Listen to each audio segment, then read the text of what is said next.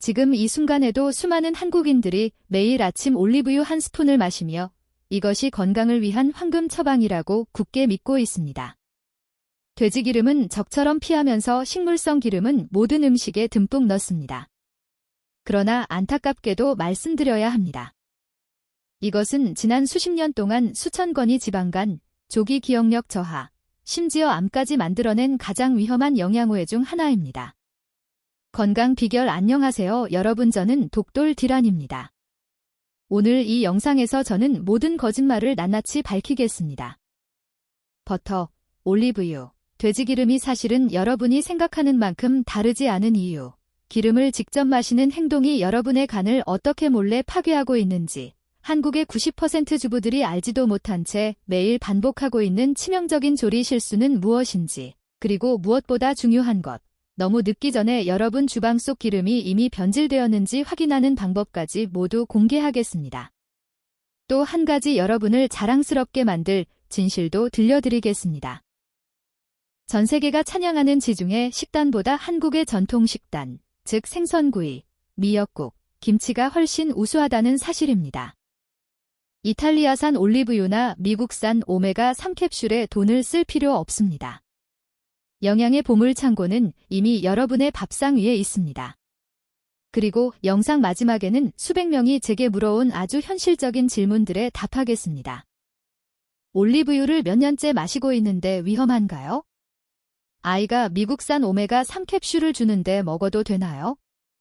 코코넛 오일은 정말 광고처럼 좋은가요? 그리고 특히 당뇨가 있는 저는 지방을 많이 먹어도 되나요? 하지만 시작하기 전에 채널 구독과 알림 설정을 눌러 다음 건강 영상을 놓치지 마세요. 건강에 관심 있으시다면 라이크를 눌러주세요. 이 영상이 더 많은 분들에게 도달해 더 많은 사람이 위험한 오해에서 벗어날 수 있습니다. 마지막으로 지금 이 영상을 어디에서 보고 계신지 또는 숫자 1을 댓글로 남겨 저와 소통해주세요. 올리브유와 돼지기름은 여러분이 생각하는 만큼 다르지 않습니다. 우선 대부분의 사람들이 잘못 알고 있는 큰 오해부터 깨뜨리겠습니다. 동물성은 해롭고 식물성은 안전하다. 많은 분들이 고기에서 나온 지방은 위험하다고 생각하면서 식물성 기름, 특히 올리브 오일, 차놀라 오일 같은 영어로 적힌 고급스러운 기름은 건강식이라고 믿습니다. 여러분, 이것은 명백한 착각입니다. 과학적으로 기름과 지방은 본질적으로 완전히 같은 물질입니다. 여러분의 냉장고를 보세요. 단단히 굳은 버터, 돼지기름, 그리고 부드러운 올리브유, 카놀라유. 겉보기에는 다 달라 보이죠? 하지만 아닙니다. 차이는 단 하나, 녹는 온도뿐입니다. 얼음과 물이 모두 H2O인 것처럼 버터와 올리브유도 모두 지방입니다. 다만 온도에 따라 굳어 있거나 액체일 뿐입니다. 액체 상태인 기름은 불포화 지방이 많아 부드럽고 버터와 돼지기름은 포화 지방이 많아 상곤해서 굳어 있을 뿐입니다. 그러나 본질은 완전히 동일합니다. 모두 순수 지방일 뿐입니다. 미국 국립심장연구소의 연구는 충격적인 사실을 밝혔습니다. 인체는 지방의 출처를 구분하지 못합니다. 여러분이 돼지기름 한 스푼을 먹든 올리브유 한 스푼을 먹든 몸 안에서는 모두 작은 지방산으로 분해되어 동일하게 흡수됩니다. 마치 사과를 갈든 오렌지를 갈든 결국은 주스가 되는 것처럼요. 그리고 많은 사람들을 놀라게 한 사실이 있습니다. 우리 몸의 지방 중 60% 이상이 바로 포화 지방입니다. 그렇습니다. 여러분이 피하려고 애쓰고 있는 그 지방이 우리 몸을 구성하는 필수 성분입니다. 포화 지방이 부족하면 세포막은 약해지고 근육은 탄탄함을 잃고 몸은 중력을 버티지 못합니다. 이해를 돕기 위해 하나의 예를 들어보겠습니다. 왜 소고기와 돼지고기는 단단하고 탄탄한데 바닷물고기와 사우는 부드러울까요? 육상동물은 중력을 이겨내기 위해 단단한 근육과 포화지방이 필요하고 물속 생물은 저항이 적으므로 불포화지방이 많아 유연합니다. 그래서 생선의 지방이 뇌에 좋은 것입니다. 하지만 여기서 오해하지 마세요. 포화지방이 적이 아닙니다. 영국 옥스퍼드 대학이 25년간 13만 5천 명을 추적한 연구에 따르면 자연식품에서 적당량의 포화지방을 섭취한 사람은 오히려 사망 위험이 더 낮았습니다. 문제는 포화지방이냐 불포화지방이냐가 아니라 그 균형입니다. 여러분이 따로 포화지방을 찾아 먹을 필요는 없습니다. 소고기구이, 돼지고기 볶음, 닭백숙 등 한국의 전통 음식을 드신다면 이미 충분히 섭취하고 있습니다. 문제는 많은 분들이 고기만 먹고 생선과 해조류를 소홀히 하면서 균형이 무너진다는 점입니다. 그래서 저는 늘 강조합니다. 다양하게 드세요. 고기로 포화지방을 채우고 생선으로 불포화지방을 채우세요. 둘 중 하나를 완전히 제거하는 것은 오히려 건강을 해칩니다. 식용유 산업이 숨겨온 비밀. 식물성 기름에도 포화지방이 가득하다. 그렇다면 여러분은 이미 버터, 올리브유, 그리고 돼지 기름이 기본적으로 비슷하다는 것을 이해하셨을 겁니다. 하지만 잠깐만요.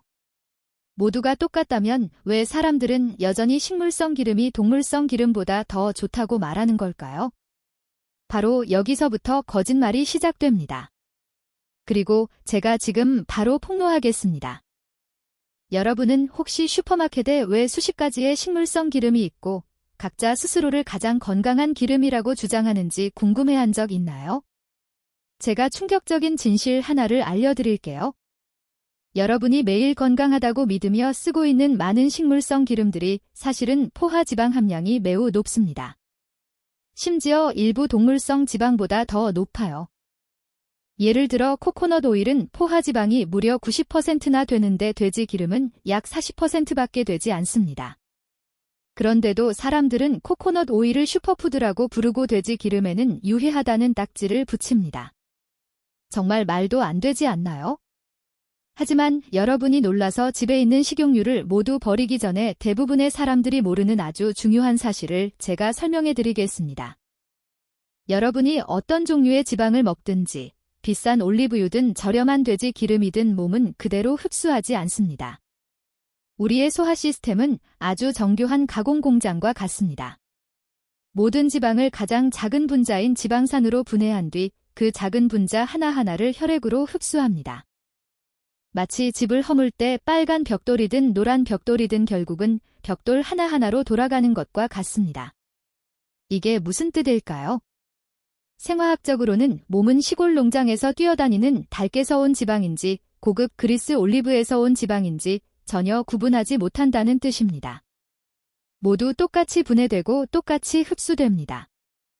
그런데 왜 의사들은 여전히 소고기보다 연어, 고등어를 더 많이 먹으라고 할까요?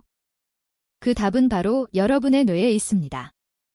뇌는 우리 몸에서 가장 특별한 기관입니다.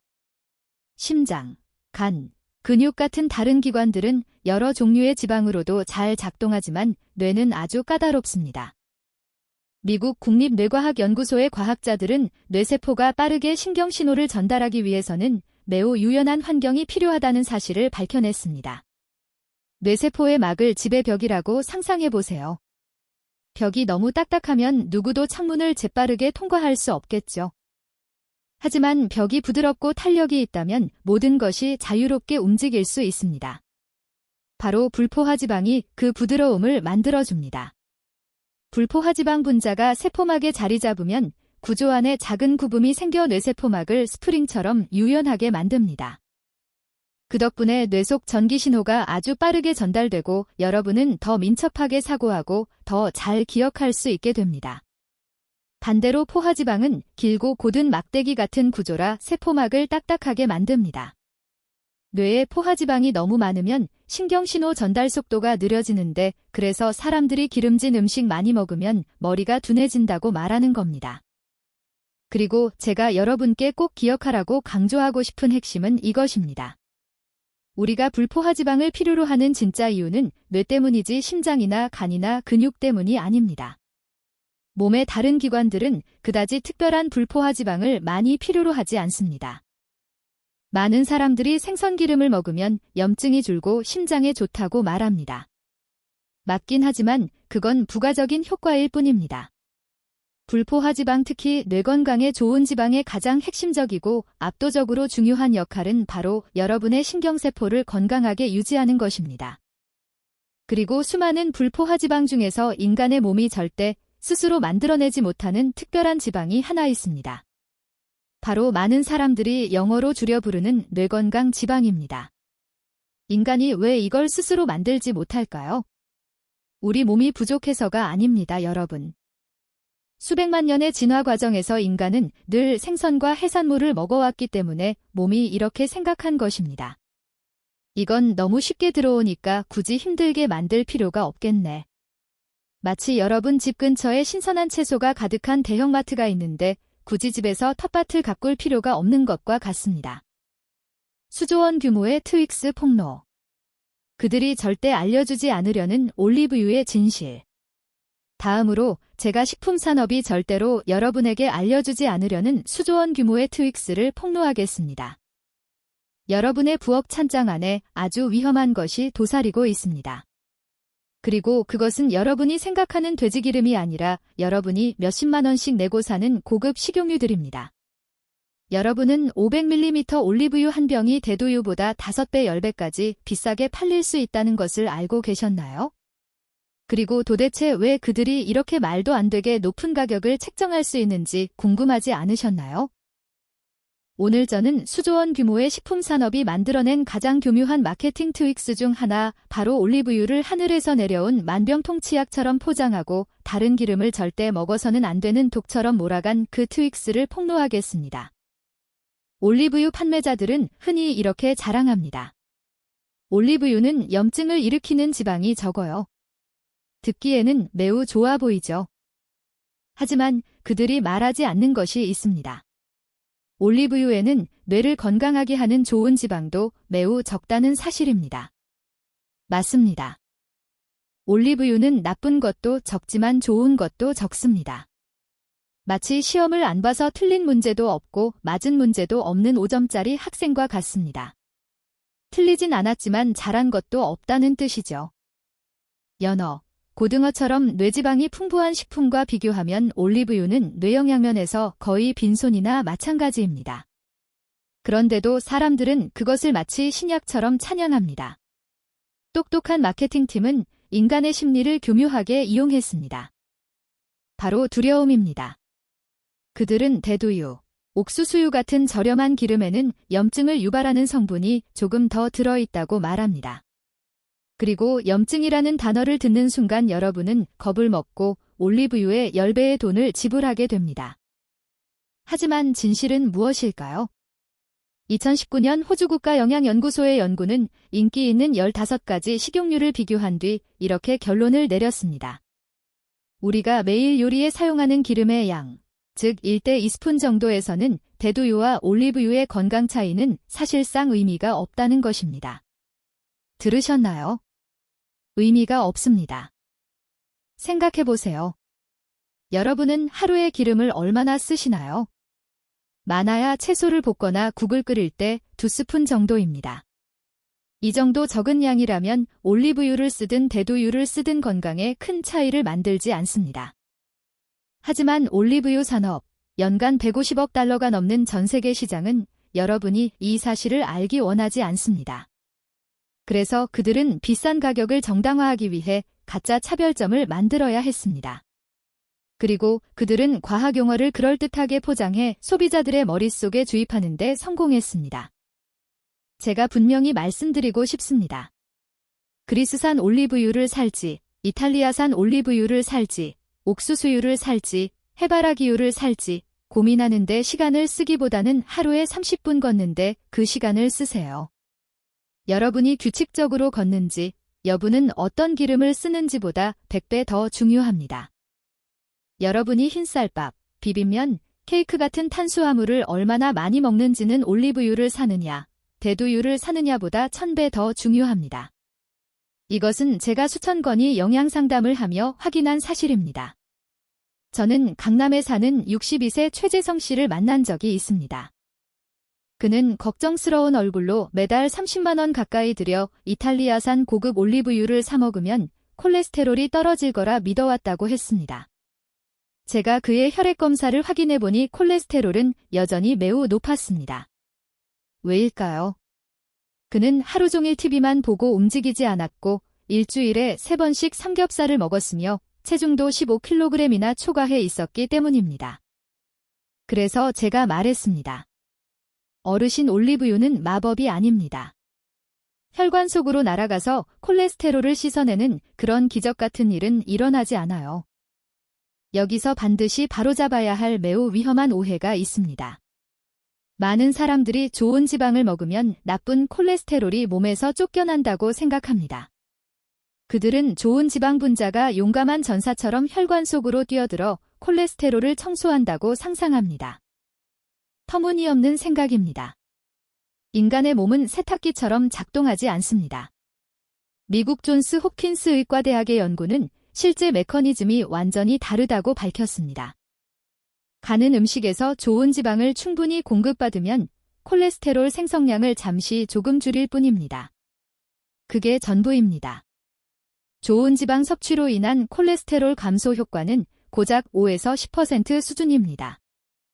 나머지 99.5%는 식단 전체 운동량 필요시 약물에 의해 결정됩니다. 그리고 이것이 여러분이 꼭 기억해야 할 가장 중요한 사실입니다. 뇌에 좋은 지방을 먹는 가장 본질적인 목적은 콜레스테롤을 낮추는 것도 아니고 염증을 줄이는 것도 아니라 바로 뇌신경세포를 영양 공급하기 위해서입니다. 이것이 인간의 몸이 이 지방을 스스로 만들지 못하는 유일한 이유입니다. 그 외의 효과, 즉 염증 감소나 콜레스테롤 감소는 아주 작은 부수 효과일 뿐입니다. 심지어 최근 유럽과 미국의 대규모 연구들은 뇌에 좋은 지방을 보충한다고 해서 뇌졸중이나 심근경색 위험이 크게 줄어들지 않는다는 결과를 보여주었습니다. 그래서 국제심장학회들은 심혈관 질환 예방을 위한 보충제 복용을 더 이상 권장하지 않습니다. 저는 이미 올리브유의 마케팅 속임수를 낱낱이 밝혔습니다. 하지만 제가 오늘 가장 강조하고 싶은 핵심은 무엇일까요? 이제 다시 한번 분명하게 말씀드리겠습니다. 절대로 잊지 않으시길 바랍니다. 여러분이 반드시 기억해야 할 것이 있습니다. 우리는 뇌에 좋은 지방을 먹는 이유가 심혈관 때문이 아니라 바로 우리의 뇌 때문입니다. 이것이 대부분의 사람들이 반대로 이해하고 있는 가장 중요한 사실입니다. 많은 분들이 뇌에 좋은 지방 보충제를 먹는 이유가 혈관을 깨끗하게 하고 뇌졸중을 예방하기 위해서라고 생각합니다. 아닙니다. 이 지방의 압도적인 1번 기능은 바로 뇌의 신경세포를 보호하고 영양을 공급해 나이가 들어도 기억력을 유지하고 사고가 또렷해지도록 돕는 것입니다. 그렇다면 콜레스테롤은요? 그것은 완전히 다른 이야기입니다. 콜레스테롤은 세포막과 여러 중요한 호르몬을 만드는데 반드시 필요한 성분입니다. 문제는 우리가 고기, 계란, 해산물에서 너무 많은 콜레스테롤을 섭취하고 있다는 점이며 그래서 줄여야 하는 것입니다. 하지만 이미 동맥경화가 있다면 기름 캡슐이 아니라 콜레스테롤 약을 먹어야 합니다. 절대 오메가3 캡슐이 약을 대신한다고 착각하지 마세요. 그리고 이것은 한국인에게 정말 좋은 소식입니다. 여러분은 이미 충분히 먹고 있습니다. 생선, 해조류, 해산물이 풍부한 한국 식단은 뇌를 위한 지방을 일상 식사로 충분히 공급하고 있습니다. 그래도 걱정된다면 보충제를 하나 더 드셔도 되지만 솔직히 말하면 그럴 필요까지는 없습니다. 정말 부족한 사람들은 서양인들입니다. 그들은 생선 비린내를 싫어하고 해조류를 좋아하지 않으며 스테이크와 구운 고기만 즐깁니다. 그래서 서양 과학자들이 뇌건강 지방을 깊이 연구하고 연어 오일, 크릴 오일, 해조류 추출 오일 등 온갖 종류의 보충제를 만들어낸 것입니다. 그들은 자신들의 부족한 식단을 보충하기 위해 이런 제품이 필요한 것이죠. 하지만 여러분은 이미 매일 먹는 밥상 속에 영양의 보물창고를 가지고 있습니다. 한국인의 90%가 매일 저지르는 치명적인 기름조리 실수 이제 여러분은 잘 이해하셨습니다.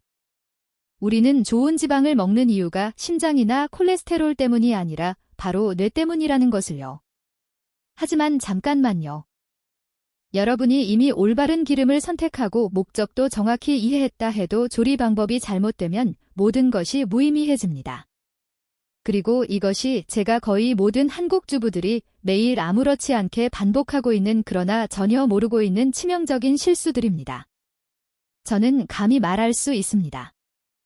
여러분이 김치를 볶고 생선을 튀기고 고기를 굽는 방식 자체가 잘못된 기름 선택보다 수백 배 더 위험한 독성 물질을 매일 만들어내고 있을 수 있다는 사실을요. 저는 지금도 광주에 사는 65세 이경자 씨 이야기를 선명히 기억합니다. 이분은 이탈리아산 엑스트라버진 올리브유를 가족 건강을 위해 쓰겠다며 무려 50만 원 가까이 들여 구입했다고 자랑스럽게 말했습니다. 본인은 최고의 선택을 했다고 확신하셨죠.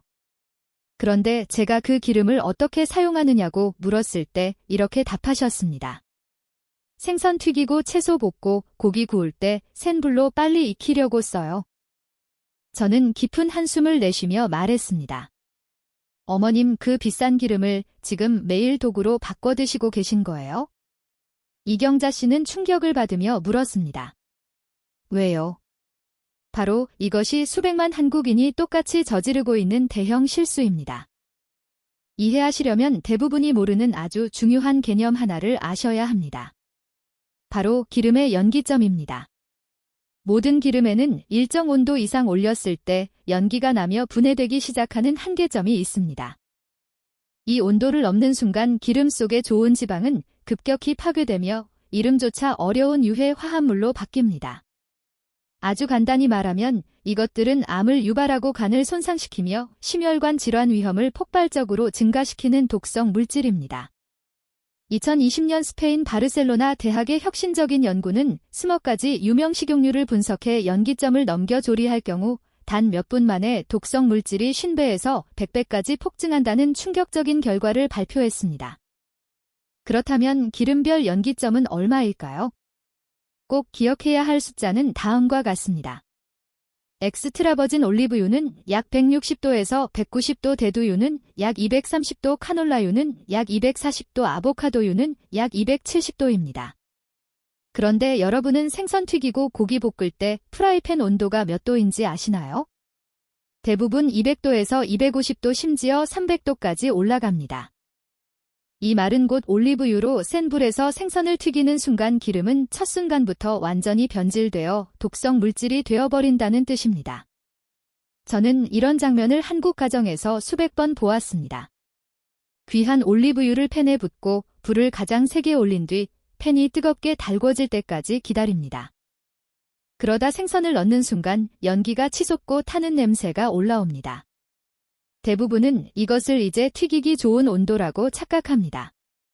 하지만 진실은 그 순간 좋은 기름은 이미 완전히 파괴되었고 그날 식탁은 독성 물질로 가득 찬 위험한 한 끼가 되는 것입니다.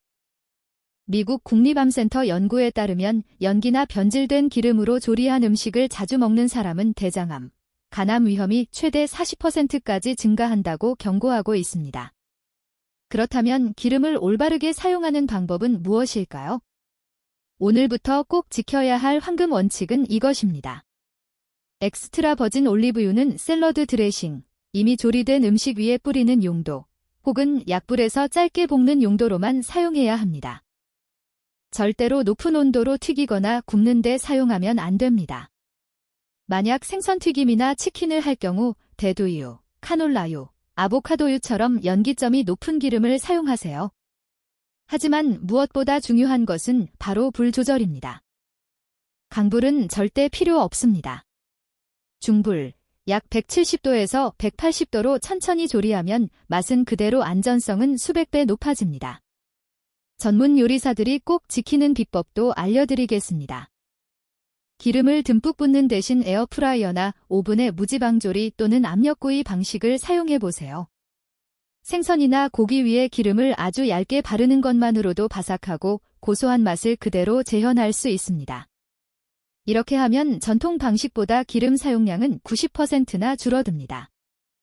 영국 옥스퍼드 대학 연구에 따르면 에어프라이어를 꾸준히 사용한 사람들은 하루 지방 섭취량 중 나쁜 지방이 70% 줄어들었고 6개월 후에는 혈중지질 수치가 눈에 띄게 개선되었습니다. 하지만 그래도 프라이팬을 쓰고 싶다면 다음을 꼭 지키세요. 첫째, 볶거나 튀길 때는 항상 중불 또는 약불로 둘째, 팬을 뜨겁게 달군 뒤 기름을 넣지 말고 냉팬에 기름을 넣고 서서히 온도를 올리세요. 셋째, 기름에서 연기가 나면 즉시 불을 끄고 조리를 멈추십시오. 넷째, 튀긴 기름을 절대 다시 사용하지 마세요. 이는 매우 위험한 실수로 재사용된 기름은 이미 독성 물질이 가득합니다. 마지막으로 한 가지 꼭 말씀드리고 싶습니다. 조리 방식에 대한 생각 자체를 바꾸세요. 맛있는 음식이 반드시 기름에 잠겨 있을 필요도, 고온에서 바삭하게 튀겨야 할 필요도 없습니다. 삶기, 찌기, 저온 구이는 영양을 지키고 안전까지 확보하는 최고의 조리법입니다. 여러분과 가족의 건강은 어떤 바삭한 튀김보다 훨씬 더 소중합니다. 산패된 식용유를 알아보는 방법. 나쁜 지방보다 100배 더 위험한 숨겨진 독. 여러분은 이제 좋은 기름을 조리할 때 어떻게 써야 독성 물질로 변하지 않는지 배웠습니다. 하지만 제가 반드시 경고해야 할 훨씬 더 무서운 위험이 있습니다. 바로 여러분의 주방 찬장 속에서 이미 산패되어 있는 기름입니다. 그리고 제가 장담하건대 한국 가정 10곳 중 8곳은 이 치명적인 실수를 매일 반복하고 있으면서도 전혀 알지 못하고 있습니다. 지금 이 순간에도 여러분의 찬장에는 겉보기에는 멀쩡하지만 사실은 가족의 건강을 조용히 망가뜨리고 있는 시한폭탄 같은 기름이 있을 수 있습니다. 여러분께 대구에 사는 61세 박진우 씨 이야기를 들려드리고 싶습니다. 그는 매우 알뜰한 사람으로 음식을 절대 낭비하지 않는 것을 자랑으로 여겼습니다. 생선을 튀기거나 닭을 튀길 때마다 남은 기름을 병에 따라 보관해 두었다가 다음에 다시 사용했습니다. 심지어 개봉한 지 거의 1년이 된 오래된 대두유도 아직 투명하고 남아있으니까라며 계속 사용했습니다. 그러던 어느 날 그는 지속적인 피로감, 건망증을 느끼기 시작했고 혈액검사에서는 간 손상 징후가 심각하게 나타났습니다. 식습관을 확인하고 그의 오래된 기름 사용 습관을 알게 되었을 때 저는 단호하게 말할 수밖에 없었습니다. 어르신, 지금 매일 스스로를 중독시키고 계신 겁니다. 이것은 절대 남의 이야기가 아닙니다. 수백만 한국 가정에서 벌어지는 심각한 현실입니다. 그렇다면 산패된 기름이 왜 이렇게 위험할까요? 2019년 독일 막스 플랑크 생화학 연구소에서 발표한 획기적인 연구는 산패된 기름이 뇌와 간에 미치는 영향을 분석했습니다. 그 결과는 과학계 전체를 충격에 빠뜨렸습니다. 산패된 기름으로 조리된 음식을 자주 먹는 사람은 기억력 저하 위험이 3배, 간경화 위험이 5배 그리고 간암 위험은 무려 7배까지 증가했습니다. 왜일까요? 기름이 공기, 빛, 높은 온도에 오래 노출되면 지방 분자가 산화되며 자유라디칼과 알데하이드라는 극도로 독성이 강한 물질을 만들어내기 때문입니다. 이는 세계보건기구에서도 경고한 1급 발암물질입니다. 그렇다면 산패된 기름을 어떻게 구별할 수 있을까요? 절대 놓쳐서는 안 되는 신호들이 있습니다. 첫 번째, 기름의 색을 확인하세요. 신선한 기름은 투명한 연노랑색이거나 자연스러운 약간의 초록빛을 띱니다. 하지만 기름이 짙은 노랑, 갈색 또는 병 아래쪽에 검은 찌꺼기가 떠다닌다면 이는 산화가 심하게 진행된 기름이라는 뜻이니 즉시 버리셔야 합니다. 두 번째, 기름 냄새를 맡아보세요. 신선한 기름은 향이 거의 없거나 은은합니다. 하지만 오래된 페인트 냄새나 젖은 골판지 같은 퀴퀴한 냄새가 난다면 이는 이미 산패된 기름입니다. 절대 사용해서는 안 됩니다. 세 번째, 그리고 조리할 때 가장 중요한 신호입니다. 기름을 가열할 때 생기는 거품을 잘 보세요. 신선한 기름은 뜨면 작은 미세 거품이 조금 생기고 곧 사라집니다. 하지만 거품이 크고 오래 유지되거나 기름 온도가 높지 않은데도 폭발적으로 거품이 생긴다면 이는 이미 기름이 심각하게 분해되었다는 뜻입니다. 미국 코넬대학교 연구에 따르면 거품이 많이 생기는 기름에는 신선한 기름보다 50배에서 80배 더 많은 독성 물질이 들어있다고 합니다. 이는 절대 무시해서는 안 될 위험 신호입니다. 이제 기름을 오래 신선하게 보관하는 올바른 방법을 알려드리겠습니다. 첫 번째 원칙, 식용유는 빛, 열, 공기를 극도로 싫어합니다. 절대 기름을 뜨거운 불옆이나 햇빛이 강한 곳에 두지 마세요. 반드시 어둡고 서늘한 찬장에 보관해야 합니다. 사용할 때마다 공기가 들어가지 않도록 즉시 뚜껑을 꽉 닫아야 합니다. 스위스 식품기술연구소의 연구에 따르면 기름을 어둡고 서늘한 곳에 보관하면 조리대 옆에 둔 기름보다 품질이 3배에서 4배 더 오래 유지됩니다. 그리고 제가 여러분의 머릿속에 깊이 새겨넣고 싶은 황금 법칙이 있습니다. 기름병을 개봉한 순간부터 여러분은 최대 3개월 안에 모두 사용해야 합니다. 6개월도 아니고 병에 적힌 1년도 아닙니다. 그것은 미개봉 상태 기준입니다. 한 번이라도 뚜껑을 열면 공기가 바로 기름을 산화시키기 시작하고 3개월이 지나면 겉보기에는 멀쩡해 보여도 분자 단위에서 이미 산패가 시작됩니다. 혼자 사시거나 가족이 적다면 큰 병 대신 작은 병을 구매하세요.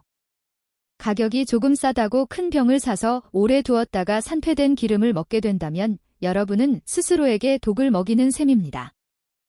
하지만 제가 가장 많이 목격한 치명적인 실수는 바로 튀긴 기름을 다시 쓰는 것입니다. 여러분은 알고 계셨나요?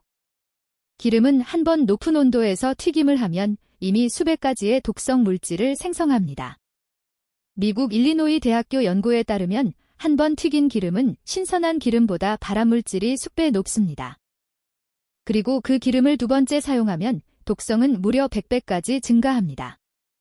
이것은 더 이상 식용유가 아니라 순수한 독입니다. 아무리 아껴 쓰고 싶어도 튀긴 기름은 반드시 버리세요.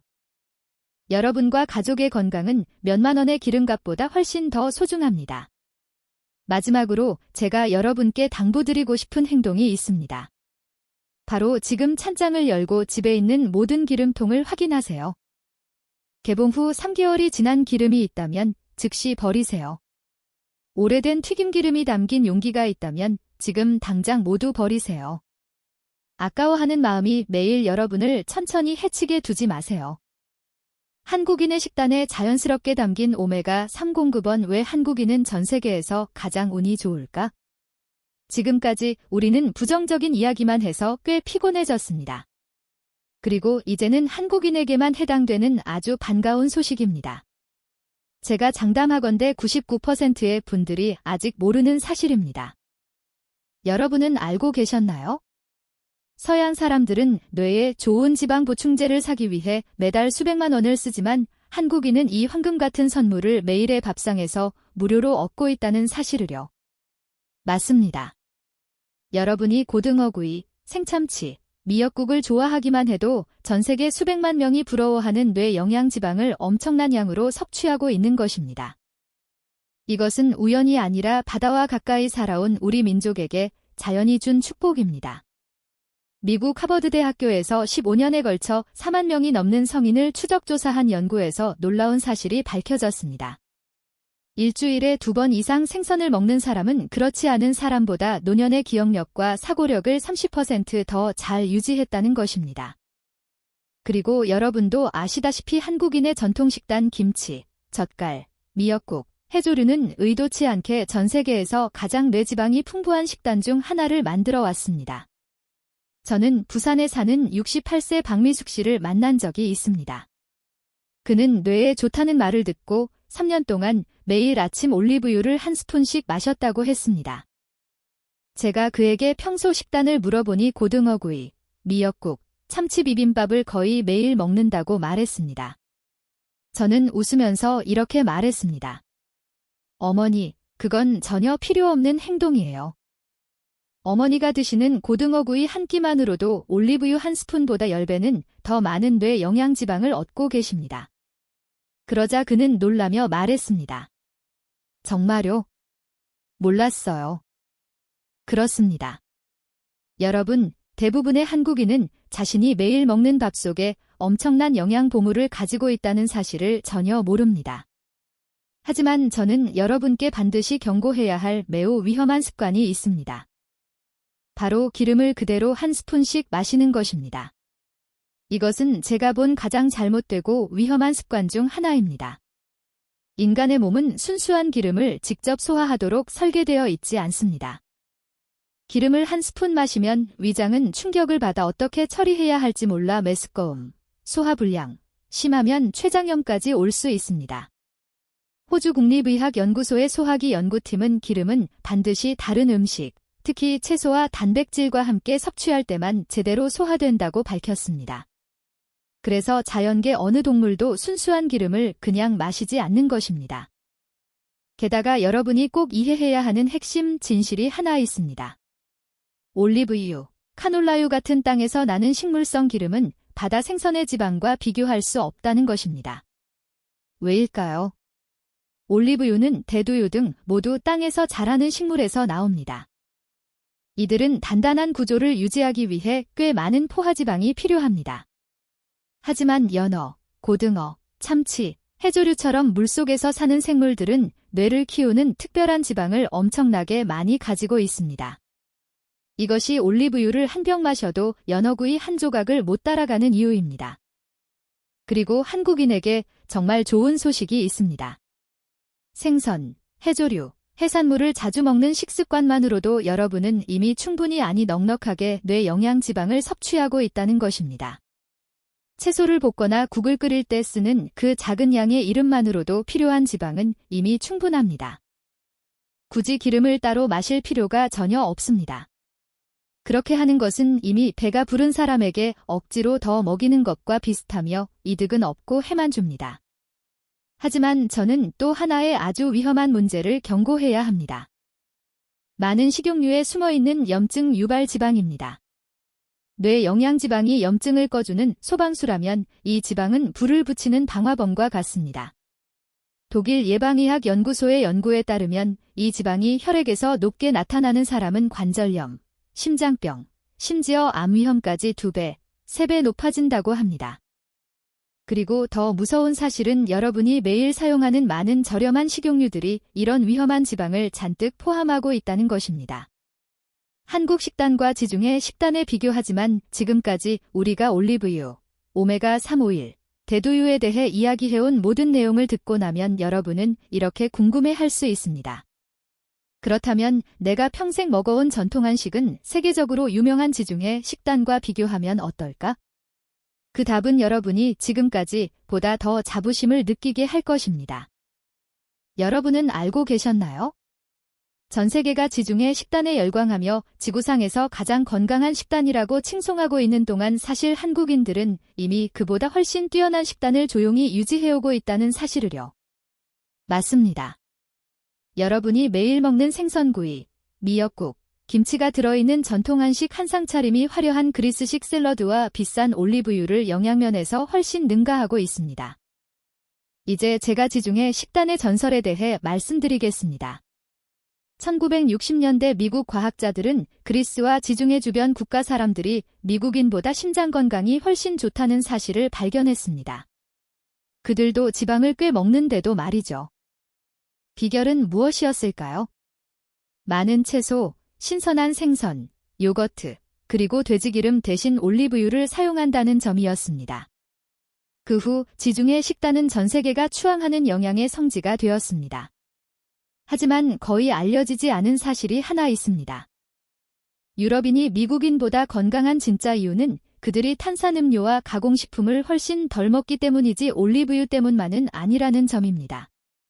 그럼 한국인의 전통 식단을 볼까요? 고등어 구이는 그리스 샐러드보다 뇌에 좋은 지방이 10배 이상 풍부하고 미역국은 미네랄과 좋은 지방이 매우 뛰어나며 김치 발효식품은 장내 유익균을 자연스럽게 공급해줍니다. 하버드 대학의 2020년 연구는 여러 전통 식단을 비교했는데 그 결과는 충격적이었습니다. 한국과 일본의 생선, 해조류 기반 식단이 지중해 식단보다 뇌를 보호하는 능력이 훨씬 뛰어나다는 것입니다. 여러분 들으셨나요? 우리는 이미 전 세계가 탐내는 보물을 매일의 식탁에 올리고 있습니다. 한국 식단의 유일한 문제는 무엇일까요? 너무 맵고 너무 짜다는 것입니다.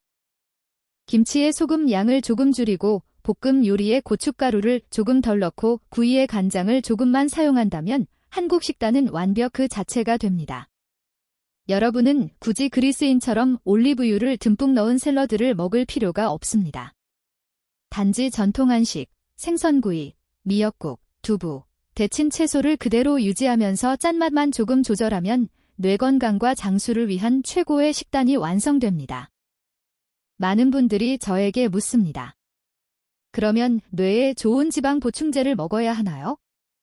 여러분이 크고 묵직한 1g, 2g짜리 기름 캡슐을 보면 어머 이렇게 기름이 많은 걸 먹어도 괜찮을까? 하고 걱정할 수 있습니다. 걱정하지 마세요. 우리의 간은 매우 뛰어난 저장 능력을 가지고 있습니다. 간은 마치 영리한 저장 창고처럼 좋은 지방을 보관했다가 며칠, 심지어 몇 주에 걸쳐 천천히 뇌로 보내줍니다. 스웨덴 카롤린스카 의과대학 연구에 따르면 간은 뇌에 좋은 지방을 2대 3주치 저장할 수 있다고 밝혀졌습니다. 이 말은 즉 여러분이 오늘 연어구이를 먹었다고 해서 뇌가 즉시 그 혜택을 받는 것이 아닙니다. 간이 서서히 처리하고 포장해 여러 날에 걸쳐 뇌로 보내주는 것입니다. 그렇기 때문에 간이 건강하기만 하다면 여러분은 절대로 뇌에 좋은 지방을 과다 섭취할 수 없습니다. 하지만 만약 이미 지방간이 있다면, 즉 간이 나쁜 지방으로 가득 차 있다면 아무리 좋은 지방이라도 저장할 공간이 없으며 그때는 반드시 주의해야 합니다. 자주 묻는 질문 해결. 그러면 여러분은 이제 한국식 식단이 얼마나 우수한지, 어떤 기름을 고르는지, 안전하게 요리하는 법, 그리고 기름을 올바르게 보관하는 법까지 모두 알게 되었습니다. 하지만 저는 알고 있습니다. 여러분 머릿속에는 여전히 자신의 상황과 관련된 구체적인 질문들이 아주 많이 남아있다는 것을요. 그래서 지금부터는 수백 명이 저에게 보내온 가장 현실적이고 실제로 도움이 되는 질문들에 답해드리겠습니다. 어쩌면 여러분도 지금 같은 의문을 갖고 있을지도 모릅니다. 선생님, 저는 건강에 좋다고 해서 지난 5년 동안 매일 아침 올리브유 한 스푼을 마셔왔습니다. 이거 위험한가요? 지금 당장 그만둬야 하나요? 이건 제가 가장 많이 받는 질문입니다. 그리고 제 대답은 이렇습니다. 네, 오늘부터 당장 중단하셔야 합니다. 하지만 지난 5년을 너무 걱정할 필요는 없습니다. 중요한 건 지금부터 이 습관을 멈추는 것입니다. 여러분이 좋은 의도로 몸에 좋을 거라 믿고 해오신 것이라는 걸 잘 압니다. 하지만 진실은 인간의 몸은 순수한 기름을 직접 소화하도록 만들어지지 않았다는 것입니다. 특히 아침 공복길 때는 더더욱 그렇습니다. 캐나다 맥길 대학교의 한 연구는 3년 동안 매일 기름을 직접 마시는 습관이 있는 사람 3,000명을 추적했습니다. 그 결과 67%가 속쓰림, 더부룩함, 소화불량 같은 만성소화장애 증상을 겪었고 더 걱정스러운 건 23%에게서 간 수치 상승이 나타났다는 것입니다. 이는 음식 없이 순수한 지방만 간에서 처리해야 할 때 간이 과부하된다는 신호입니다. 보셨죠? 올리브유는 요리하거나 샐러드에 넣어 먹을 때, 즉 채소나 단백질과 함께 섭취할 때 좋은 것입니다. 하지만 약처럼 단독으로 마시는 것은 완전히 잘못된 방식입니다. 그렇다면 지난 5년 동안 몸이 손상되었을까요? 만약 특별한 이상 증상이 없다면, 속쓰림도 없고, 복부 불편도 없고, 피로도 없다면 여러분의 몸은 크게 영향을 받지 않았을 가능성이 있습니다.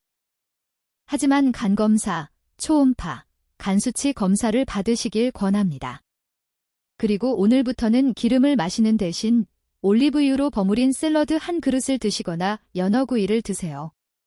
몸이 좋아하는 좋은 지방을 충분히 얻을 수 있습니다. 제 아이가 미국에서 보내준 오메가3 캡슐이 있는데 노년층의 뇌 건강에 좋다고 하더라고요. 그런데 한국 사람은 원래 생선을 많이 먹으니까 굳이 더 먹을 필요가 없나요? 정말 훌륭한 질문입니다. 제 대답은 이렇습니다. 현재 식단에 따라 달라집니다. 제가 여쭤보고 싶습니다. 지난 일주일 동안 생선을 몇 번 드셨나요? 만약 고등어, 참치, 연어 같은 바다 생선을 주 2회에서 3회 이상 드시고 미역국이나 김치를 함께 먹는 식단이라면 추가로 오메가3 캡슐을 드실 필요가 없습니다. 이미 자연식품에서 충분한 뇌건강 지방을 섭취하고 있기 때문입니다. 하지만 이런 경우라면 어떨까요? 바다와 먼 곳에 살고 있어서 생선 섭취가 적다거나 생선 비린내를 싫어한다거나 소화 문제로 생선을 피한다면 이때는 자녀분이 보내준 보충제가 도움이 될 수 있습니다. 미국 워싱턴 대학교 연구에 따르면 60세 이상 노년층이 충분한 뇌건강 지방을 유지하면 기억력 저하와 치매 위험이 43% 감소한다고 합니다. 하지만 저는 반드시 강조하고 싶습니다. 보충제는 두 번째 선택일 뿐이며 자연식품을 절대 이길 수 없습니다. 생선에는 좋은 지방뿐 아니라 고품질 단백질, 비타민 D, 셀레늄 그리고 보충제에는 없는 다양한 미량 영양소가 함께 들어 있습니다. 그러니 생선을 먹을 수 있다면 생선을 우선하세요. 정말 못 먹는 경우에만 보충제를 드세요. 그리고 절대 과다 복용하지 마세요. 보통 하루 1대 2알이면 충분하며 과하게 먹으면 역시간의 부담이 됩니다. 요즘 코코넛 오일이 슈퍼푸드라고 광고도 많고 뇌에 좋다, 다이어트에 좋다 말도 많던데 저는 대두유 대신 코코넛 오일을 써야 할까요? 아이고, 이 질문을 들으면 정말 한숨이 나옵니다. 코코넛 오일은 지난 10년간 식품산업에서 가장 성공한 마케팅 전략 중 하나입니다. 지방의 90%가 포화지방인 기름, 돼지기름보다도 더 높은 포화지방을 가진 기름을 슈퍼푸드라고 포장해 사람들을 속였고 한국인 포함 수백만 명이 이를 믿었습니다. 그렇다면 과학적 사실은 무엇일까요? 미국 심장학회는 2020년에 100편 이상의 코코넛 오일 관련 연구를 검토한 후 공식 발표를 했습니다. 코코넛 오일이 심장 건강, 뇌 건강, 체중 감량에 다른 기름보다 더 좋다는 증거는 단 하나도 없다고요. 오히려 포화지방이 너무 높아서 많이 섭취하면 나쁜 콜레스테롤을 올릴 수 있습니다. 영국 캠브리지 대학교 연구도 같은 결론을 내렸습니다. 코코넛 오일에는 아무런 마법도 없다는 것입니다. 그런데 왜 사람들이 코코넛 오일을 칭찬할까요? 코코넛 오일에는 중간사슬지방이라는 약간 더 소화가 쉬운 지방이 있습니다. 하지만 소화가 더 쉽다는 것이 더 건강하다는 뜻은 아닙니다. 이 둘은 전혀 다른 개념입니다. 그래서 제 대답은 확실합니다. 아니요. 대두유를 코코넛 오일로 바꾸지 마세요. 불포화지방 비율이 훨씬 높은 대두유, 카놀라유 같은 기름이 훨씬 더 좋은 선택입니다. 저는 생선을 별로 좋아하지 않지만 호두, 아몬드, 치아씨드를 매일 많이 먹어요. 그러면 생선을 대신할 수 있나요? 훌륭한 질문입니다. 그리고 제가 아주 기쁘게 생각하는 부분이 있는데 여러분이 견과류를 잘 드신다는 점입니다. 이것은 정말 좋은 음식입니다. 하지만 저는 솔직하게 말씀드려야 합니다. 견과류는 생선을 완전히 대체할 수 없습니다. 특히 어르신들에게는 더 그렇습니다. 왜일까요? 생선에 들어있는 뇌건강지방과 견과류에 들어있는 지방은 종류 자체가 다르기 때문입니다. 바다생선, 특히 연어, 고등어, 참치 같은 지방이 많은 생선에는 노년층의 뇌에 꼭 필요한 두 가지 지방이 들어있는데 과학자들은 이를 DHA와 EPA라고 부릅니다. 이것은 뇌가 바로 사용할 수 있는 즉시 사용 가능한 형태의 지방입니다. 반면 호두, 아마시 같은 견과류에는 에어레이라는 다른 형태의 지방이 들어있는데 이 에어레이는 몸속에서 DHA와 EPA로 변환되어야만 사용될 수 있습니다. 문제는 이 변환 능력이 어르신들에게는 매우 떨어진다는 점입니다. 미국 터프츠 대학교 연구에 따르면 50세 이상 성인은 견과류의 에어레이 중 고작 50% 정도만 DHA로 전환할 수 있다고 합니다. 즉 생선 한 조각을 대신하려면 견과류를 10배 이상 먹어야 한다는 뜻입니다. 게다가 생선은 근육 유지와 골다공증 예방에 매우 중요한 고품질 단백질을 제공합니다. 견과류에도 단백질이 있지만 충분하지 않고 필수 아미노산도 완전하지 않습니다. 그래서 제 조언은 이렇습니다. 매일 견과류를 드세요. 한 줌 정도의 믹스넛은 신장과 피부에 정말 좋습니다. 하지만 생선을 완전히 끊지 마세요. 비린내 때문에 생선을 싫어하신다면 레몬을 곁들인 연어구이, 생강을 넣은 고등어 조림, 토마토 넣은 생선국 같은 비린내가 확 줄어드는 조리법을 꼭 시도해보세요. 저는 당뇨 2형인데 의사 선생님이 당과 탄수화물을 줄이라고 하셨어요. 그러면 배부르게 먹기 위해 지방을 많이 먹어도 되나요? 저탄수 고지방 식단이 당뇨에 좋다고 들었어요. 이 질문은 정말 중요하고 제가 만나온 환자분들 중 상당수가 궁금해하는 부분입니다. 답은 있습니다. 하지만 조건부입니다. 2형 당뇨 환자들은 실제로 흰쌀밥, 흰빵, 탄 음식 같은 정제 탄수화물을 줄여야 합니다. 그리고 탄수화물을 줄이면 에너지를 채우기 위해 좋은 지방과 단백질을 늘려야 합니다. 하지만 여기서 아주 중요한 점이 있습니다. 여러분이 늘려야 하는 지방은 반드시 좋은 지방이어야 합니다. 생선, 견과류, 올리브유, 아보카도 같은 지방입니다. 닭껍질, 비계, 동물성 버터 같은 나쁜 지방이 절대 아닙니다. 하버드 대학교에서 20년간 10만 명 이상의 당뇨 환자를 추적한 대규모 연구에 따르면 생선과 견과류에서 나오는 좋은 지방을 많이 먹은 사람들은 혈당 조절이 35% 더 좋았고 심혈관 합병증 위험은 40%나 낮았습니다. 하지만 총 지방 섭취량은 여전히 조절해야 합니다. 많이 먹어도 된다는 뜻은 절대 아닙니다. 당뇨 환자는 체중 관리가 매우 중요하며 비만은 당뇨를 훨씬 악화시키기 때문입니다. 그래서 당뇨가 있는 분들께 제가 권하는 식단은 이렇습니다. 흰쌀밥은 한 끼에 반 공기로 줄이고 채소는 2배로 늘리고 붉은 고기 대신 생선이나 두부를 드시고 간식으로는 견과류 한 줌을 추가하고 샐러드에는 올리브유를 약간 사용하세요. 절대로 닭껍질, 돼지 비계, 기름을 그냥 마시는 행동은 하지 마세요. 그리고 무엇보다 중요한 것은 혈당을 자주 체크하고 의사와 상담해 식단을 현재 몸 상태에 맞게 조절하는 것입니다. 이렇게 해서 우리는 올리브유에 대한 거짓말을 깨부수는 것부터 좋은 지방의 진짜 목적을 이해하고 요리에서 일어나는 치명적인 실수를 피하고 산패된 기름을 알아보고 한국인의 식단을 자랑스럽게 여기고 마지막으로 여러분의 구체적인 궁금증에 답하기까지 아주 긴 여정을 함께 걸어왔습니다. 이제 저는 여러분이 오늘 당장 행동하기를 바랍니다. 부엌 찬장을 열고 제가 알려드린 기준으로 모든 기름병을 확인해 보세요.